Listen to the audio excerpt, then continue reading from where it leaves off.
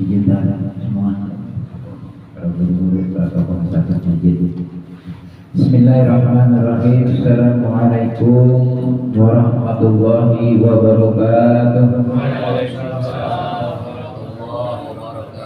Inna hamdalillah nahmaduhu wa nasta'inu wa nastaghfiruh wa na'udzu billahi min syururi anfusina wa min sayyiati a'malina. May yahdihillahu fala mudilla lahu wa may yudlil fala hadiya lahu. Allahumma shalli wa sallim wa barik ala sayyidina Muhammadin wa ala alihi wa sahbihi ajma'in. Amma ba'du. Yang terhormat Ketua DKM Masjidul Huda Bapak Dr. Antasar Rais, yang terhormat wabil khusus tamu Bapak Al-Ustaz Ridwan dari Taman Aliasa, yang terhormat para tokoh masyarakat dari Pano, para ustaz, kemudian yang terhormat Bapak Kadus, Bapak Mamurin Poha, yang terhormat Bapak Gus Jumadi, Bapak PPD, Bapak Mutadi, dan tokoh masyarakat yang lainnya, Bapak-bapak hadirin yang berbahagia. Puji syukur kita panjatkan kehadiran Ilahi Rabbi, yang mana pada malam yang berbahagia ini kita semua masih diberikan kesehatan oleh Allah Subhanahu wa Ta'ala, sehingga kita bisa berkumpul bermuhajahah di kediaman rumah Bapak Paris atau putra dari Bapak Mulyawan. Mudah-mudahan dengan kehadiran bapak-bapak sekalian pada malam hari ini kita mendapatkan keberkahan dari Allah Subhanahu wa Ta'ala. Salawat dan salam marilah kita sampaikan kepada junjungan kita Nabi Muhammad sallallahu alaihi wasallam, yang telah memberi petunjuk kepada kita semua dalam kegelapan kalam terang benderang ini, sehingga kita sebagai pengikutnya masih bisa melaksanakan perintah-perintah dari baginda kita Nabi Muhammad sallallahu alaihi wasallam. Bapak-bapak hadirin yang berbahagia, alhamdulillah Bapak Mulyawan ngumpulin kita semua bersilaturahmi di kediaman beliau, yaitu putranya Paris. Kebetulan pada malam hari ini dia yaitu syukuran menempati rumah di tempat yang berbahagia ini. Mudah-mudahan dengan diawali pengajian pada malam hari ini di rumah kediaman Paris ini mendapatkan terutama keberkahan dari Allah Subhanahu wa Ta'ala, dan sekaligus tadi yaitu mempunyai momongan, yaitu cucunya yang pertama juga kita sama-sama doakan dan menjadi anak yang soleh, yang berbakti kepada kedua orang tuanya, terutama berbakti kepada nusa dan bangsa dan agama Allah khususnya. Bapak-bapak hadirin yang berbahagia, alhamdulillah pada malam yang berbahagia ini kita sudah mendapatkan hidayah terutama dari Allah Subhanahu wa Ta'ala, yang termasuk yaitu hidayah ilham bagi kita. Karena apa? Dengan sendirinya hati kita terketuk, ya, hati kita terketuk untuk menghadiri taklim-taklim kita. Apalagi semakin kita banyak dihadiri rumah-rumah kita oleh tim-tim pengajian, oleh bapak-bapak yang orang yang beriman, insya Allah itu akan datang keberkahan bagi kita juga. Karena kita apa? Diberi petunjuk oleh Allah Subhanahu wa Ta'ala. Karena sehari semalam kita mohon kepada Allah, berdoa kepada Allah, yaitu 17 kali kita membacakan suratul Fatihah. Pada intinya ihdinas siratal mustaqim, ya, tunjukilah kami ke jalan yang lurus gitu ya. Ya. Kenapa turun ada surat Al-Fatihah? Ya, surat Al-Fatihah ini surat Al-Mustaqim, supaya orang yang tadinya jalannya pulang belok ke sana ke sini dilurusin itu. Ya, Allah itu sayang. Ya, makanya turun ke surat Al-Fatihah supaya minta petunjuk untuk. Ya, mungkin jarang kalau orang yang melaksanakan sholat pernah baca Al-Fatihah. Iya, itu makanya dididik kita. Ya. dengan cara silaturahim pada malam hari ini kan gitu. Karena sudah pembiasaan, nanti pun juga akan terbiasa kita menghadiri pengajian tersebut, itu kan. Ya.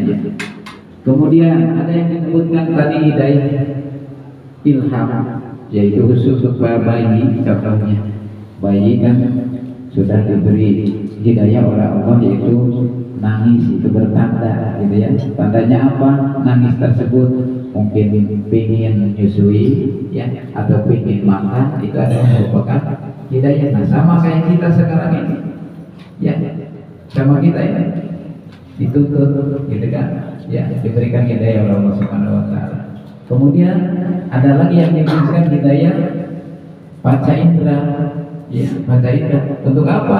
Untuk melihat alam sekitar kita, pelajari itu alam sekitar di antara kita semuanya ya, insya Allah itu. Kemudian ada lagi yang disebut dengan hidayah akal ya, hidayah akal. Kenapa diberikan akal? Manusia mungkin lebih bagus daripada binatang contohnya ya, sama, tapi hewan pun juga diberi hidayah ya. Kalau manusia yaitu berikan akalnya itu paling afdol, paling utama contohnya. Karena apa? Untuk membedakan mungkin antara haram halal, untuk membedakan antara bagus dan jelek kan itu. Ya, itu. Kemudian yang keempatnya ada yang memudahkan hidayah din, yaitu hidayah agama. Nah, ini yang paling penting untuk kita ya. Karena jarang orang yang diberikan hidayah oleh Allah ya, jarang yang diberikan hidayah oleh Allah untuk disyukuri gitu kan ya. Ada yang beragama Islam contohnya, tapi sholat juga nggak pernah gitu ya. Iya, sholat ya itu. Padahal kalau keperluan dan lain sebagainya mengundang majlis taklim, giliran mereka tidak pernah sholat pun juga kan rugi juga tuh mereka. Itu kan iya. Nah, setelah turun di ihdinas siratal mustaqim, tunjukilah kami ke jalan yang lurus. Kenapa? Biar kita tidak ragu-ragu ya, biar kita tidak ragu-ragu. Turunlah ayat yang kedua tuh, dzalikal kitabul la raiba fihi hudal lil muttaqin. Dzalika ini kitab Al-Qur'an la raiba ya, tidak ada keraguan, hudan jadi petunjuk lil muttaqin, bagi orang-orang khusus tuh ya, bagi orang-orang yang bertakwa ya, bagi orang-orang yang bertakwa. Kenapa makanya dituntut kita terus mengaji tiap malam? Mungkin bosan yang datang ini aja, datang itu aja, tapi lain kita ya, lain itu ya. Beda orang yang sering beriman beribadah kepada Allah, di muka raut mukanya pun juga sudah berbeda ya. Jarang orang yang melaksanakan sholat coba raut mukanya serem kelihatannya gitu kan ya, serem kan. Jarang itu orang-orang yang demikian ya. Tapi insya Allah dengan cara demikian, berkumpul bersama di taklim kita ini ya, akan membawa suatu keberkahan dari Allah Subhanahu wa taala kan gitu ya. Lau anna ahlal qura amanu wattaqu la fatahna alaihim barakatun minas samai wal ardh ya. Kalau seandainya suatu penduduk itu adalah bertakwa atau beriman kepada Allah ya, akan diberi itu suatu keberkahan. Nah, sama kita berkumpul di taklim ini, insya Allah kita akan berikan keberkahan oleh Allah Subhanahu wa taala, tidak ada kekurangan. Contohnya coba kalau di rumah contoh nongkrong cuma habisin kopi, rokok habis ya, atau satu bungkus dan lain sebagainya. Coba kalau datang ke taklim kayak gini, ini makanan sudah banyak ya, makanan sudah banyak, kita tidak akan kelaparan contohnya kayak gitu ya. Orang sering bersilaturahim tersebut ya.